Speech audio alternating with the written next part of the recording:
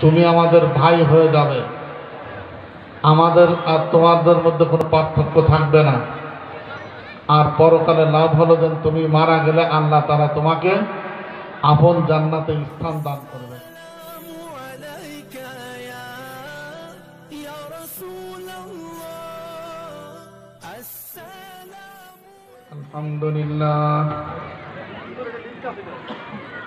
আলহামদুলিল্লাহ নাহমাদুহু ওয়া নাস্তাঈনুহু ওয়া নাস্তাগফিরুহু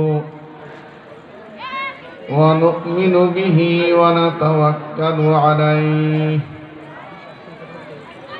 ওয়া নাউযু বিল্লাহি মিন শুরুরি আনফুসিনা ওয়া মিন সাইয়্যাতি আ'মালিনা। من يهده الله فلا مضل له ومن يضلله فلا هادي له ونشهد أن لا إله إلا الله وحده لا شريك له বাড়াই দে মুখের ভরা ঠেলে দিতে কোথায় সাউন্ড বাড়াই না। ونشهد أن لا إله إلا الله وحده لا شريك له ونشهد أن محمدا عبده ورسوله أرسله الله تعالى إلى كافة الناس بشيرا ونذيرا وداعيا إلى الله بإذنه وسراجا منيرا. أما بعد فأعوذ بالله من الشيطان الرجيم. بسم الله الرحمن الرحيم. هدى للمتقين الذين يؤمنون بالغيب ويقيمون الصلاة ومما رزقناهم ينفقون.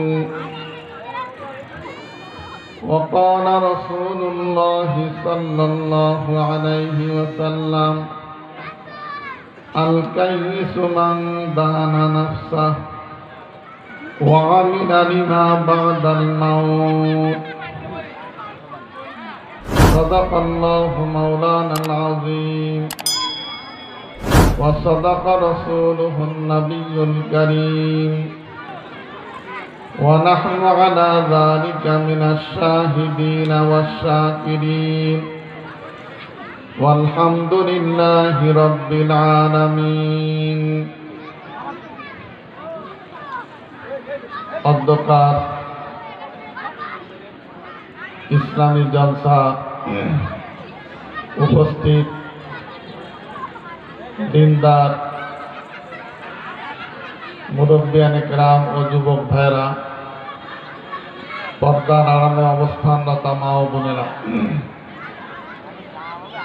দ্বীনি মাহফিল এটা অত্যন্ত গুরুত্বপূর্ণ একটা মাহফিল।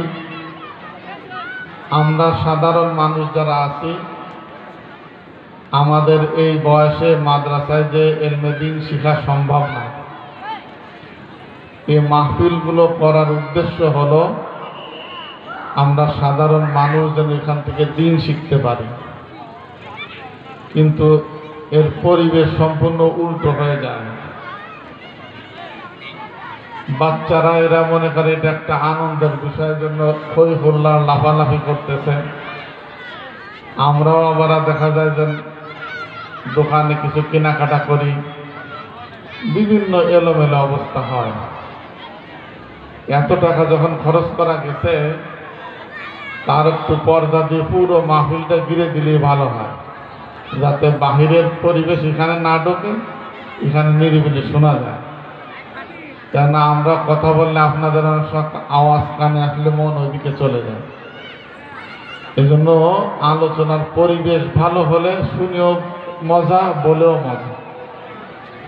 তো যাই হোক, আল্লাহ তাআলা যেন আমাদের এই মাহফিলকে কবুল করে নেয়, আর যে সমস্ত বক্তারা যে আলোচনা করে তার থেকে কিছু শুনে যেন আমরা আমল করতে পারি, আমাদের ভবিষ্যৎ জীবনে যেন এটা আমাদের কাজে লাগে, মৃত্যুর পরে যেন নাজাতের ওসিলা হয়, এটাই উদ্দেশ্য করে আমরা সবাই খেয়াল করে শুনব।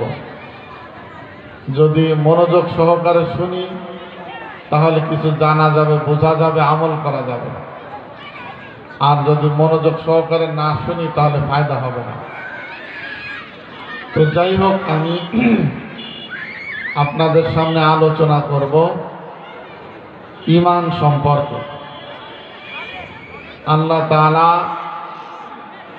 আমাদেরকে দুটো দায়িত্ব দিয়েছেন, একটা হলো ঈমান আনা, আর 2 নম্বর হলো আমল করা। ঈমানও লাগবে, আমলও লাগবে, দুটোটা লাগবে। কিন্তু 1 নম্বর সবার আগে হলো ঈমান। ঈমানকে ঠিক করতে হবে। যদি ঈমান ঠিক থাকে তাহলে আমার নামাজ, রোজা, হজ, যাকাত যত ভালো কাজ করি এগুলো কাজে লাগবে। আর যদি ঈমান ঠিক না থাকে তাহলে এগুলো কোনো কাজে লাগবে না। যেমন আমার শরীর দুটো জিনিসের সমন্বয়। আমার এই দেহের মধ্যে একটা আত্মা আছে, রূহ আছে। রূহ আর এই দেহ উভয়টার সমন্বয়ে আমি চলাফেরা করি। যদি আমার এই দেহ থেকে রূহ সরে যায় তখন এই দেহের কোনো মূল্য থাকে না। দেহের মধ্যে পচন গলন শুরু হয়ে যায়। তো অনুরূপভাবে আমার আমলের বডির সাথে যদি ঈমানের, রূহের সম্পর্ক না থাকে তাহলে ওই আমলেরও কোনো মূল্য থাকে না। ঈমানদারের সামান্য আমলও অনেক ফায়দা, কিন্তু বেঈমানের হাজারো আমলের কোনো ফায়দা নেই। এটা আল্লাহ তাআলা কোরআনের মধ্যে বলছেন যে ইন্নাল্লাযীনা কাফারু আমালুহুম কাসারাবিন, যারা কাফের, বেঈমান, তাদের এই ভালো কাজগুলো, সৎকর্মগুলো এটা হলো মরীচিকার ন্যায়। বিকিআতিন ইয়াহসাবুহু যামআনু মাআ, কোন মরুভূমির মধ্যে দূর থেকে যখন আমরা তাকাই মনে হয় যেন পানিতে ভরা, এবং পিপাসিত ব্যক্তি মনে করে যেন সেখানে গেলে বোধহয় পানি পাওয়া যাবে, কিন্তু কাছে যখন যায় তখন দেখে যে কিছুই না, বালু আর বালু। অনুরূপভাবে বেঈমান ব্যক্তি তার অনেক ভালো কাজকে মনে করে অনেক কিছু করেছে, কিন্তু এটাও পরকালে মরীচিকার মতো, পরকালে গেলে কিছুই পাবে না, তার কোনো সওয়াব বা নেকি হবে না। এই জন্য আমাদের ঈমানের গুরুত্ব অত্যন্ত বেশি। ঈমান ঠিক করে তারপরে যদি আমল করতে পারি তাহলে ওই আমল কাজে আসবে। আর যদি ঈমান ঠিক না থাকে তো কোনো আমল কোনো কাজে আসবে না। কিন্তু পক্ষান্তরে ঈমান আছে, আমল নেই, অর্থাৎ আমল নেই বলতে আমল করার সুযোগ পায়নি, তাহলেও সে মুক্তি পাবে। হাদিসের মধ্যে আসছে রাসূল পাক সাল্লাল্লাহু আলাইহি ওয়াসাল্লাম যখন খাইবার যুদ্ধে গেছেন, ওই সময়ের মধ্যে একজন রাখাল, কৃষ্ণাঙ্গ, গার শরীরের রং কালো, এই রাখাল খাইবারের দুর্গার মধ্যে হতে ছাগল নিয়ে বের হয়েছে চরানোর জন্য। বের হয়ে যখন দেখে মাঠের মধ্যে, মরুভূমির মধ্যে কিছু তাঁবু দেখা যাচ্ছে, অনেক লোকজন, তখন সে খোঁজ নিল যে এখানে কে আসছে। তো লোকজনে বলল যে মুহাম্মদ সাল্লাল্লাহু আলাইহি ওয়াসাল্লাম এবং তার সাহাবায়ে কেরাম আসছে। তো রাখাল বলল যে আমি তো মুহাম্মদের নাম শুনেছি, দেখার আগ্রহ, তো ওনাকে কি দেখা যায়? তো সাহাবায়ে কেরাম বললেন যে হ্যাঁ দেখা যাবে, আসো তোমরা। তো নিয়ে গেল, নিয়ে যা বলল যে এই তাঁবুর মধ্যে আছে। তো রাখাল মনে করছে যে ইনি কোনো বিশাল বাদশাহ, যার সুনাম সুখ্যাতি এত ছড়িয়ে গেছে, তো তার সামনে তো সরাসরি দেখা করা সম্ভব না। যেমন আমরা আমাদের যুগে কোনো রাজার সাথে সরাসরি দেখা করার আমরা কোনো সুযোগ পাই না। তো সেই হিসাবে রাখাল মনে করলো ওনার সাথে তো দেখা করা সম্ভব হবে না। তো ওই সময় রাখাল বলতে আমি হুজুরের সাথে কিভাবে দেখা করবো? তুমি ভিতরে যাও, আমি একজন রাখাল মানুষ, আমার গায়ে ঘামের গন্ধ, আমি কালো কুৎসিত একজন সাধারণ আমি মেষ পালক, তা আমি ওখানে যাব কি করে? আমাকে কি জায়গা দিবে? কথা বলবে আমার সঙ্গে? তা বলছে হ্যাঁ তুমি যাও, যেয়ে দেখো না।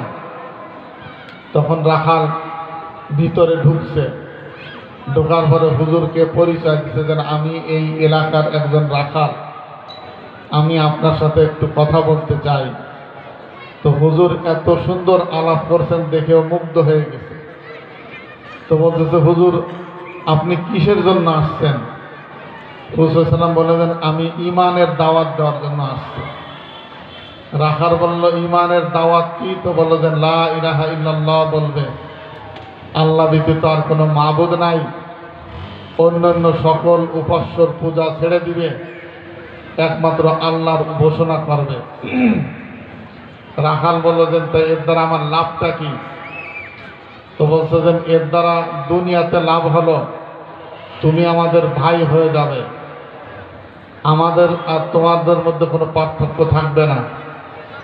আর পরকালে লাভ হলো যে তুমি মারা গেলে আল্লাহ তাআলা তোমাকে আপন জান্নাতে স্থান দান করবেন। রাখাল বললেন সত্যি আমি আপনাদের ভাই হয়ে যাব? তা আল্লাহ রাসূল বললেন হ্যাঁ অবশ্যই তুমি আমার ভাই হবে।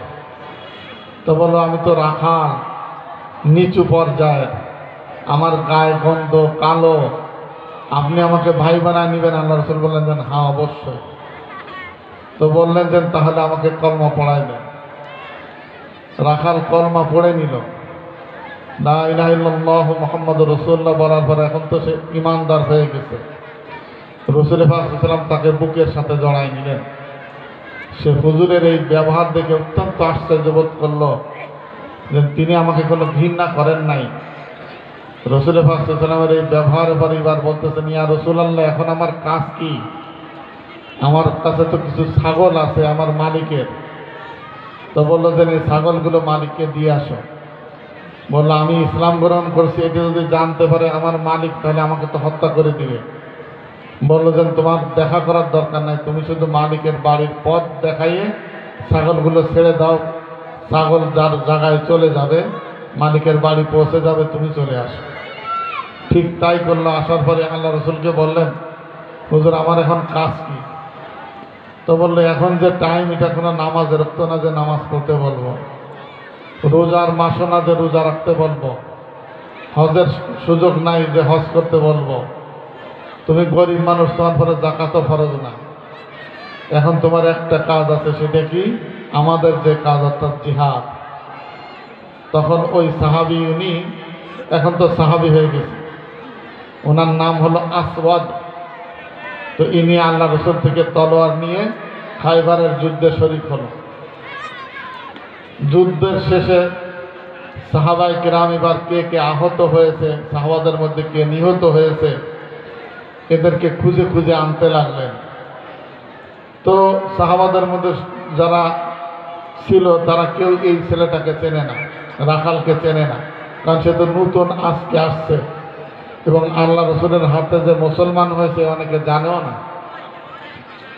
তো রসুল পাক সাল্লাল্লাহু আলাইহি ওয়াসাল্লাম দেখে যান মাঠের মধ্যে এক জায়গায় লোকজন ভিড় জমাইছে।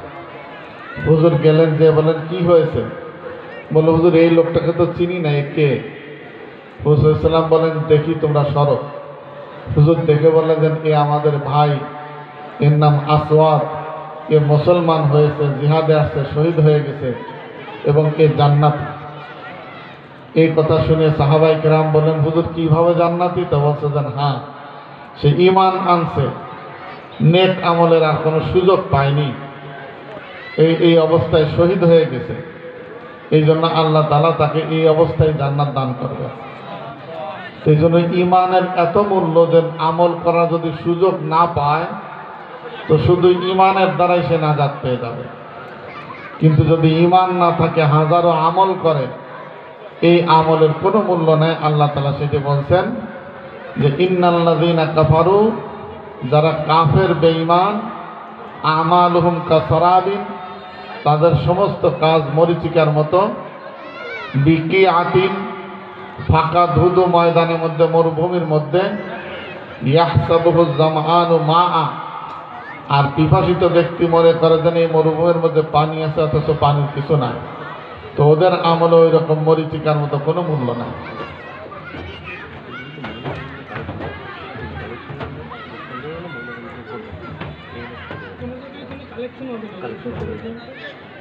তোমরা বলো,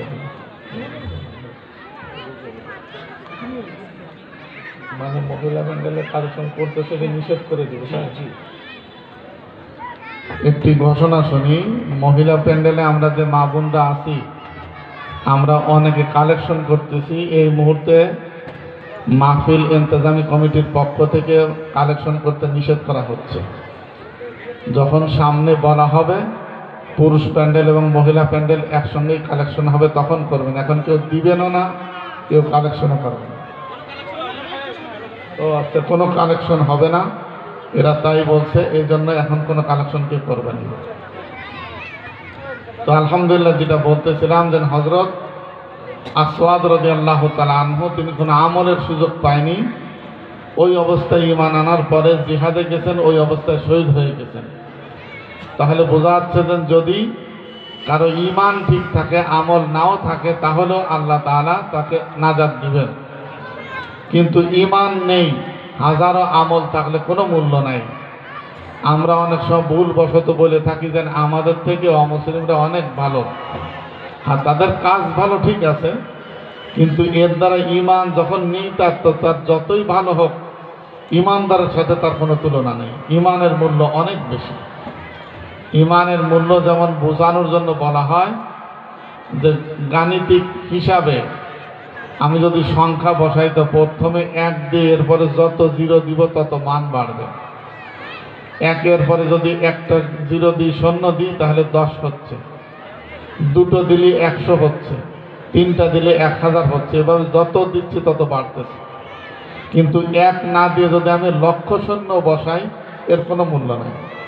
তো অনুরূপভাবে ঈমান হলো 1-এর স্থানে যদি তার 1 না থাকে, অর্থাৎ ঈমান না থাকে, তো হাজারো 0 মানে হাজারো আমল কোনো মূল্য নেই। হ্যাঁ, দুনিয়ার মধ্যে অমুসলিমদের কিছু কার্যকলাপ ভালো আছে, এটা অস্বীকার করি না, কিন্তু এর দ্বারাই সে মুসলিমদের থেকে উপরে উঠে যেতে পারে না। তার কার্যশীলা তার স্থানে অনেক ভালো, যা আমরাও দেখি, শুনি, যা আমরা কল্পনাও করতে পারি না। এই গত পরশুদিন বোধহয় এবার জুটে ওখানে দোয়ার জন্য ডাকছিল। ওখানে আলেম সাহেব বললেন যে তার এক পরিচিত লোক জাপানে থাকে।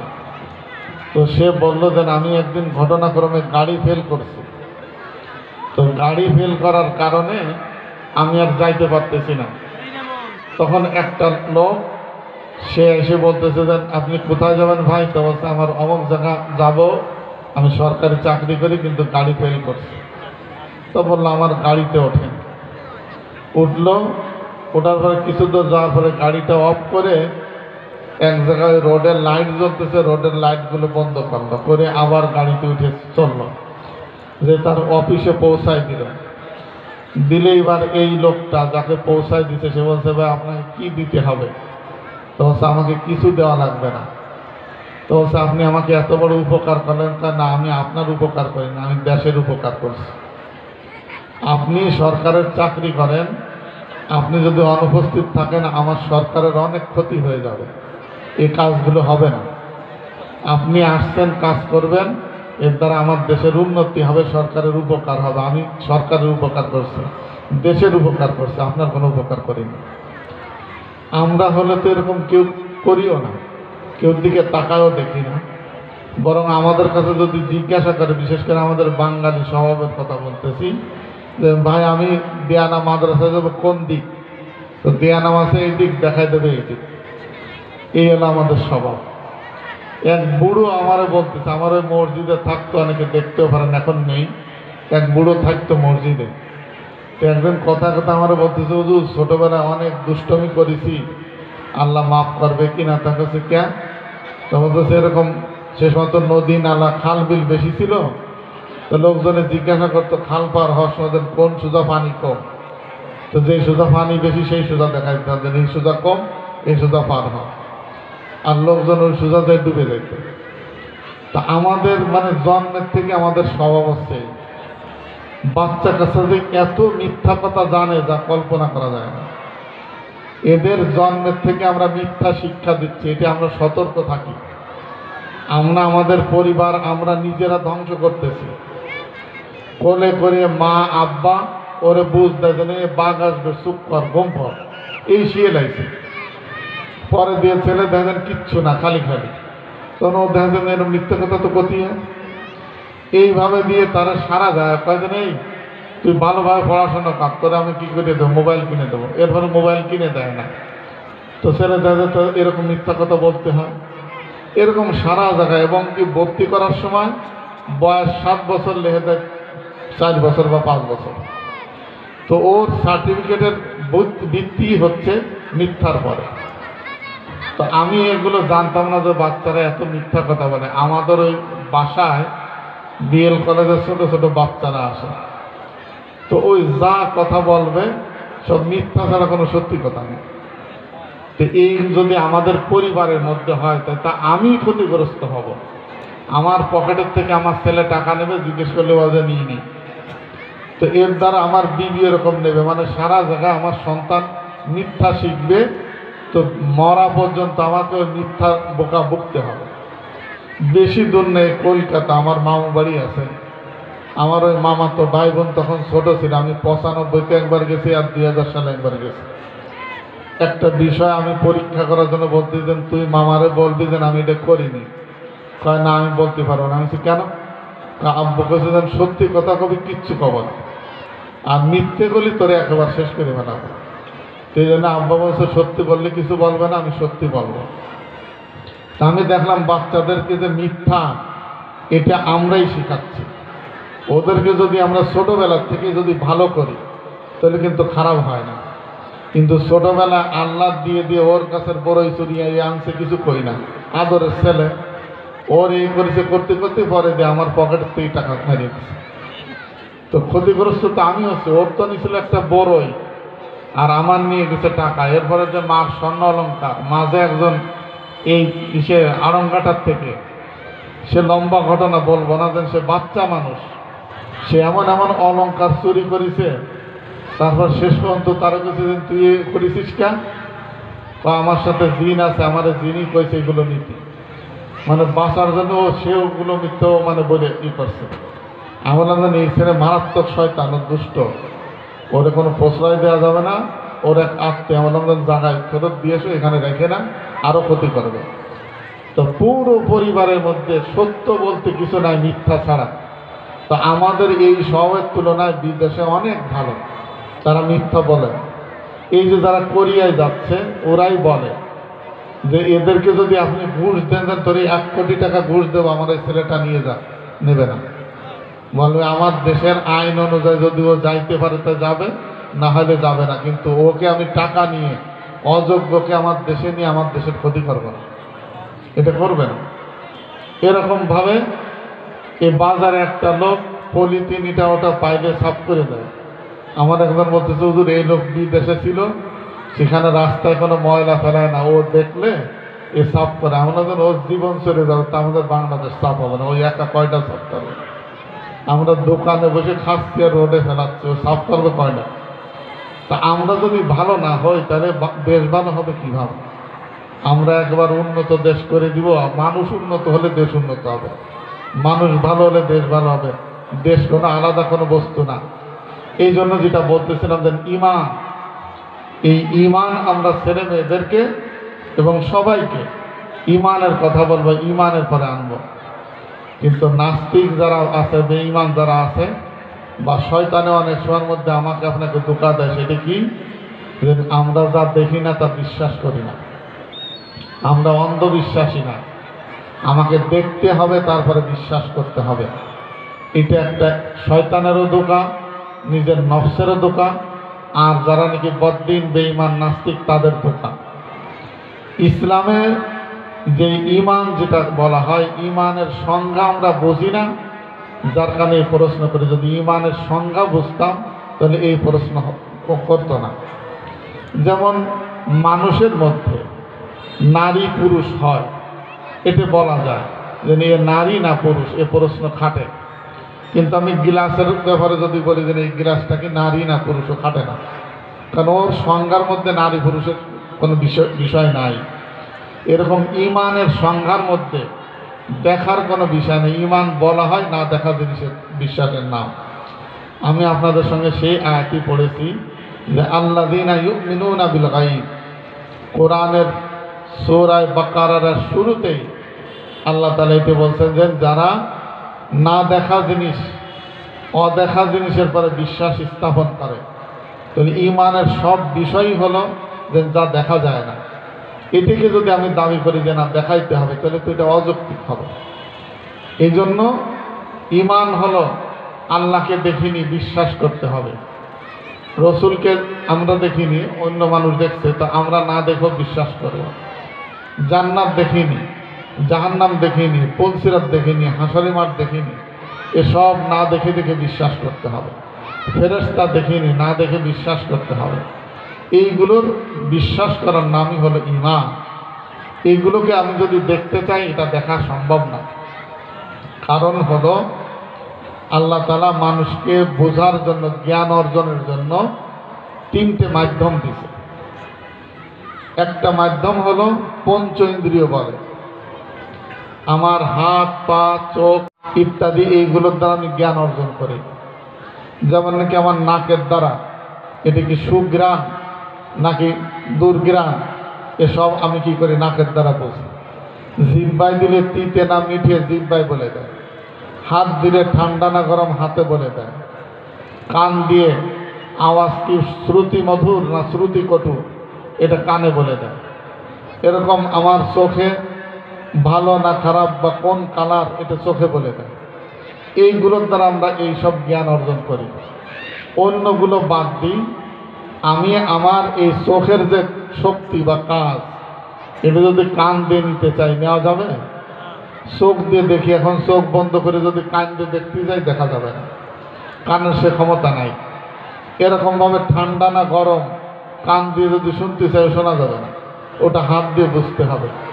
টক না মিষ্টি, যদি সারা গায়েও ডলি, বলা যাবে না যদি জিহ্বায় না ডলি। তাহলে এই পঞ্চ ইন্দ্রিয়, পাঁচটা ইন্দ্রিয় দিয়ে আমি জ্ঞান অর্জন করি, কিন্তু একটার জ্ঞান দিয়ে আর একটা অর্জন করা যায় না। এতটুকু বুঝে রাখি। এই জ্ঞানের একটা সীমা আছে, শেষ আছে। এটি শেষ হওয়ার পরে এরপরে হলো বিবেকের জ্ঞান। বিবেক দিয়ে মানুষ কি করে, জ্ঞান অর্জন করে। যেমন আমরা এখানে বসে আছি, হঠাৎ যদি এখানে আকাশে এই সাইডে দেখা যাচ্ছে যে আগুনের ফুলকির মতো দেখা যাচ্ছে, বা একবার আলো আলো হয়ে গেছে, আগুন কিন্তু দেখতেছি না, আমরা এখানে সবাই বুঝে নেব যে ওখানে আগুন আছে। এটা কিন্তু চোখেও দেখতেছে না, কানেও শুনতেছে না, কোনো কিছু না, কিন্তু বিবেকে বলে দিচ্ছে যে এই আলো দেখা যাচ্ছে, এটা আগুনেরই আলো। বা এরকম যদি ধোঁয়া দেখি দিনের বেলা কোথাও, যে নিচে আগুন আছে কিন্তু দেখা যাচ্ছে না, ধোঁয়া দেখে আমি বুঝি যে নিচে আগুন আছে, এগুলো বিবেকে বলে দেয়। তো এরকম বিবেকের কিছু জিনিস আছে যেইগুলো বিবেক দিয়ে বোঝা যাবে, যা হাত পাও দিয়ে বোঝা যাবে না। তাহলে যেমন নাকি চোখের জ্ঞান কান দিয়ে হয় না, এরকম বিবেকের যে জ্ঞান, এটাও চোখ কান দিয়ে হবে না। প্রত্যেকটার ক্ষমতা আলাদা। এবার আর একটা জ্ঞান আছে, এটা হচ্ছে যা হাত পা দিয়ে হবে না, চোখ কান নাক দিয়ে হবে না, আবার বিবেক দিয়ে হবে না, তারও ঊর্ধ্বে। যেমন নাকি যে জান্নাত জাহান্নাম, এটা আমি চোখে দেখিনি, কানে শুনিনি, এটা আমি বিবেক দিয়েও বুঝতে পারি না, কিন্তু এটার জ্ঞান আসছে কিসের মাধ্যমে? কোরআনের মাধ্যমে, হাদিসের মাধ্যমে, যেটাকে ওহী বলা হয়। ওহীর মাধ্যমে একটা জ্ঞান আসে। তাহলে ওহীর জ্ঞান, ওহীর মাধ্যমে যে জিনিস আমি জানতে পারছি, এটা আসলে ভিন্ন একটা জিনিসের মাধ্যমে আমি জানছি। এটাকে আমি বিবেক দিয়ে যদি বুঝতে চাই, এটা বোঝা সম্ভব না। যেমন আমার চোখের ক্ষমতা কান দিয়ে সম্ভব না, এরকম বিবেকের ক্ষমতা চোখ দিয়ে সম্ভব না। তো ওহীর জিনিসটাও আমি যদি চোখ দিয়ে দেখতে চাই, এটা দেখা সম্ভব না। এটিকে যদি আরও সহজ করে বুঝতে চান, সেটা হলো যেমন নাকি ধরেন এই লাইট, এর দিকে যদি আমরা তাকাই, তাকানো যাচ্ছে, আলো দেখা যাচ্ছে, কিন্তু সূর্য যখন ওঠে, ওর দিকে কি আমরা তাকাইতে পারবো? সে ক্ষমতা আমাদের চোখে নাই। আমাদের চোখ দুর্বল, তার থেকে ওর পাওয়ার বেশি। ও দেখার ক্ষমতা নাই। তা আমি যদি এখন আল্লাহকে দেখতে চাই, আল্লাহর নূরের পাওয়ার এত বেশি যা আমরা শুনছি যে মুসা আলাইহিস সালাম আল্লাহকে দেখতে চেয়েছিলেন, যে ইন্নী আরাকা, অর্থাৎ মুসা আলাইহিস সালাম আল্লাহর কাছে আবেদন করছিলেন আমি আপনাকে দেখতে চাই। আল্লাহ বলছেন লান তারানি, তুমি আমাকে কখনো দেখতে পারবে না, অর্থাৎ সেই ক্ষমতা তোমার নাই। উনজুর ইলাল জাবাল, তুমি তো দেখতে আমাকে পারবে না সরাসরি, তো তুমি পাহাড়ের দিকে তাকাও। তো আল্লাহ তাআলার নূরের যেই ঝলক আছে তার থেকে ৭০,০০০ ভাগের ১ ভাগ ঝলক শুধু আল্লাহ তাআলা পাহাড়ের পরে দিয়েছেন। আল্লাহ বলেন যে ফাকাররা মুসা সাইকা, মুসা আলাইহিস সালাম সাথে সাথে বেহুশ হয়ে পড়ে গেছে। তার মানে এই চোখের ক্ষমতা নাই আল্লাহকে দেখা। তা আমি যদি বলি যে যা দেখা যায় না তা বিশ্বাস করো কি করে, তা আমার চোখের তো এই ক্ষমতা নেই আল্লাহকে দেখার, এই জন্য এটা দ্বারা দেখা যাবে না। তো আল্লাহ তাআলা আমাদেরকে কি করেন নাই, এই অনদেখা জিনিসের পরে বিশ্বাস আনতে বলছে, যেগুলো দেখা যায় না সেইগুলো মানতে হবে। এখন আমাদের পরে একটা অভিযোগ দেন, এরা হলো অন্ধভক্ত, অন্ধবিশ্বাসী, না দেখে বিশ্বাস করে। তা আমরা বলি যে না, আমরা অন্ধবিশ্বাসী না। আমাদের পক্ষ থেকে আল্লাহ তাআলা এমন এক ব্যক্তিকে দেখাই দিয়েছেন যে জীবনে কোনোদিন মিথ্যা কথা বলে নাই। আমরা সারা দুনিয়ার মানুষ যদি এক কথা বলি আর তিনি যদি একটা কথা বলেন তো সেটাই সত্য, তিনি হলেন আল্লাহ রসুল। আল্লাহ রসুল জীবনে মিথ্যা বলেন নাই, এবং তিনাকে শত্রুরা পর্যন্ত আল আমিন, সত্যবাদী উপাধি দিয়েছে। সেই রসুল পাক সাল্লাল্লাহু আলাইহি ওয়াসাল্লামকে আল্লাহ তাআলা মেরাজে যখন নিয়ে যায়, হাদিসের মধ্যে আসছে আল্লাহ তাআলা জান্নাত জাহান্নাম এগুলো দেখাই দিয়েছে। তো এইগুলো যখন আসে আল্লাহ রসুল নিজের চোখে দেখে আসছেন, আর সেই লোক যখন বলছে তাহলে এটা নিশ্চিত সত্য, এর মধ্যে আমাদের আর কোনো কি নাই, সন্দেহ নাই। তো সেই হিসাবে যেমন নাকি ধরেন আবার কারো প্রশ্ন আসতে পারে, তাহলে তো আল্লাহ রসুল দেখা জিনিসে বিশ্বাস করলো, উনি তো দেখে বিশ্বাস করলো, তাহলে ঈমান হইল কী করে? এটা প্রশ্ন যদি কেউ করে বসে, সেই জন্য বলতেছি। তো তার উত্তর হলো, আল্লাহ রসুলের দেখার আগে যেমন জান্নাত জাহান্নাম সম্পর্কে বিশ্বাস ছিল, দেখার পরে এক চুল পরিমাণও বাড়ে নাই, এত বিশ্বাস আগে ছিল। যেমন আমাকে আপনাকে সামনে যদি একটা ছেলে এনে বলে দেন এর আব্বা আছে, এখানে নেই, ওই মাদ্রাসায় আছে, তাহলে এইটি আমি যতটুকু বিশ্বাস করছি, তো ওই বাপরে দেখার পরে ওই বিশ্বাসে বেশ কম হয় না। কেন? যে আমি যখনই শুনছি যে এটি ছেলে, তাহলে কোনো ছেলে বাপ ছাড়া জীবনে জন্ম নেয় না। যখন এই কথা আমি জানি, তাহলে ও বাপ দেখার আগেও যেরকম বিশ্বাস ছিল যে এর বাপ আছে, দেখার পরেও তেমন বিশ্বাস। হ্যাঁ, দেখার আগে বাপ কে তাই চিনতাম না, দেখার পরে এখন শুধু চিনলাম যে এই তার বাপ। কিন্তু বাপ হওয়ার ব্যাপারে আগে হয়তো সন্দেহ ছিল বাপ আছে কি নাই, এখন দেখার পরে বিশ্বাস হলো যে না, তার জন্মদাতা বাপ আছে, এমন না। বিশ্বাস আগেও যেমন ছিল এখনও তেমন। তো অনুরূপভাবে আল্লাহ রসুলের ঈমান ওই জান্নাত জাহান্নাম দেখার আগেও যেমন ছিল, দেখার পরেও তেমন হয়েছে। এই জন্য রসুল পাক সাল্লাল্লাহু আলাইহি ওয়াসাল্লাম তিনি আমাদেরকে এসে বলছেন যে আমি জান্নাত দেখে আসছি, জাহান্নাম দেখে আসছি। এমনকি এটাও বলছেন যে বিলাল রাদিয়াল্লাহু তাআলার কথা, যে বিলাল রাদিয়াল্লাহু তাআলা আমার সামনে খড়মের পায়ে দিয়ে হাঁটলে যেরকম আওয়াজ হয় এরকম হাঁটতেছে। হুজুর জিজ্ঞেস করলেন যে বিলাল, তুমি কি আমল করো যার কারণে তুমি আমার সামনে দিয়ে খড়ম পায়ে দিয়ে হাঁটতেছ? বিলাল রাদিয়াল্লাহু তাআলা বললেন, হুজুর আমি তো তেমন কোনো আমল করি না। তো বললেন, না তুমি কি আমল করো বলো? তো বলো, হুজুর আমি এতটুকু করি যে যখনই আমার ওযু ছুটে যায় আমি সাথে সাথে ওযু করে নিই, সবসময় ওযুর সাথে থাকি। আর ওযুর পরে আমি 2 রাকাত তাহিয়াতুল ওযু নামাজ পড়ি। তাহিয়াতুল ওযু আমরা তো সব শুক্রবারে পড়া ঠিক করে নিয়েছি। নামাজ শিক্ষার বইয়ের মধ্যে শুক্রবারে অনেক নামাজ লেখা আছে, তার মধ্যে 2 রাকাত দুখুলুল মসজিদ, 2 রাকাত তাহিয়াতুল ওযু আছে না? এই তাহিয়াতুল ওযু মানে ওযুর পরে 2 রাকাত। এটি যখনই ওযু করবেন তখনই 2 রাকাত পড়বেন, কিন্তু এইটা কোনো শুক্রবারের সাথে সম্পর্ক নাই। আপনি ওযুর করার পরেই পড়বেন, কিন্তু এটা দেখতে হবে যে মাকরু টাইম কিনা, অর্থাৎ অজু যদি করেন ফজরের সময়, তো ফজরের শবে সাদেক যখন শুরু হয় অর্থাৎ সেহরির টাইম শেষ, তখন থেকে নিয়ে সূর্য ওঠা পর্যন্ত ফজরের 2 রাকাত সুন্নাত আর 2 রাকাত ফরজ, এই ছাড়া আর কোনো নফল নামাজ পড়া যাবে না। হ্যাঁ, কাজা নামাজ যদি পড়তে চান পড়তে পারবেন, কিন্তু কোনো নফল পড়া যাবে না। এই জন্য ওই সময় যদি আপনি অজু করেন তাহলে দুপুরের মসজিদে ওই সময় পড়া যাবে না। আর একটা হলো যেন আপনি আসরের শেষের দিকে, বেলা এখনো ডোবে নাই, মাগরিবের জন্য প্রস্তুতি নেওয়ার জন্য অজু করতেছেন, ওই সময় অজু করার পরেও কি নফল পড়া যাবে না? বুখারীর হাদিসের মধ্যে আছে আসরের পরে সূর্য ডুবা পর্যন্ত আর কোনো নফল পড়া যায় না। মাঝখানে একটা কথা বলি, এটি বুখারীর সহিহ হাদিসের মধ্যে আসছে দুটোটা, যে ফজরের পরে আর আসরের পরে নামাজ পড়া নিষেধ। এই নিষিদ্ধতা সাহাবায়ে কেরাম বুঝছিলেন যে মাগরিবের আজানের পরে মাগরিবের নামাজ, ফরজ নামাজ পড়ব, তারপরে দিয়ে যে নফল পড়া যাবে। আসরের পর থেকে নিয়ে মাগরিবের জামাতের আগ পর্যন্ত আর কোনো নামাজ পড়া যাবে না। এটা বুখারী শরীফের হাদিসের মধ্যে আসছে, মিশকাতের হাদিসের মধ্যে আসছে যে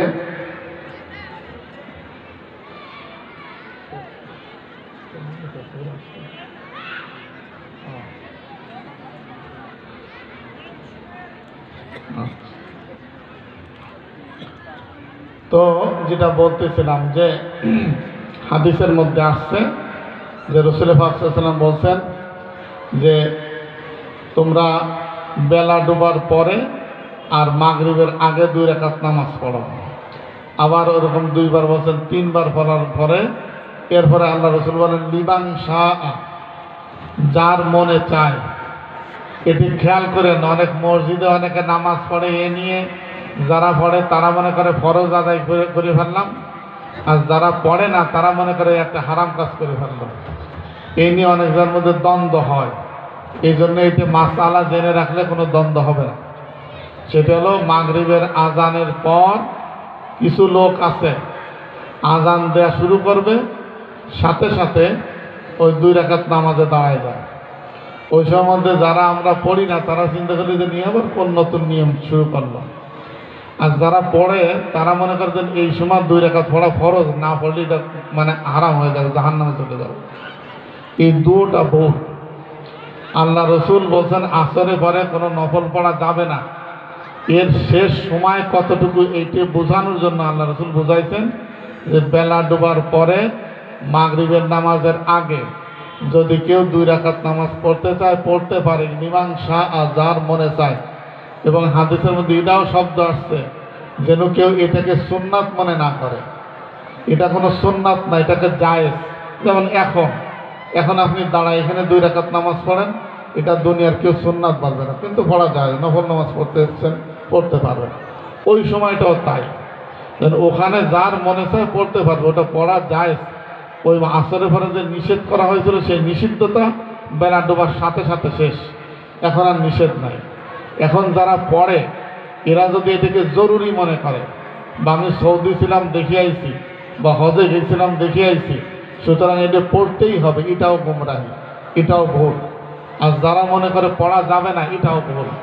ওটা এমন একটা সময় যেটা জায়েজ সময়, কেউ পড়তে চাইলে পড়তে পারে, না পড়তে চাইলে না পড়তে পারে। লিমান শাআ শব্দ আল্লাহ রসুল স্পষ্ট বলেছেন, যার মনে চায় পড়বে, যার মনে চায় পড়বে না। শুধু এটা নিষিদ্ধ টাইম, এটা বোঝানোর জন্য। যাই হোক, আসলে আলোচনা, আমি তো কোনো বক্তা না, আমি এমনি কিছু আলোচনা করলাম।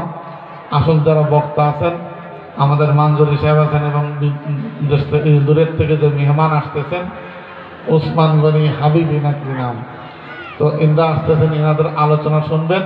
কিন্তু আপনাদের কাছে অনুরোধ, আপনারা এদিক সেদিক তাকাবেন না, বক্তা কি বলে এটা খেয়াল করে শুনবেন। এর থেকে যদি 2-1টা মাসালা আমরা শিখে যেতে পারি তো ফায়দা হবে। আর যদি কিচ্ছু না শিখে যায়, খালি এসে বসলাম আর চলে গেলাম, তো কোনো লাভ হবে না। আর ইখলাসের সাথে বলবো যে আমি আসছি এখানে দিনের কিছু শেখার জন্য, আর সেই অনুযায়ী আমল করব। আমরাও ইখলাসের সাথে আলোচনা করবো, যে দিনের কিছু কথা বলবো, যদি আল্লাহর বান্দাদের আল্লাহ হিদায়াত করে আমল করার তৌফিক দেয়, আমার নাজাতের ওসিলা হবে।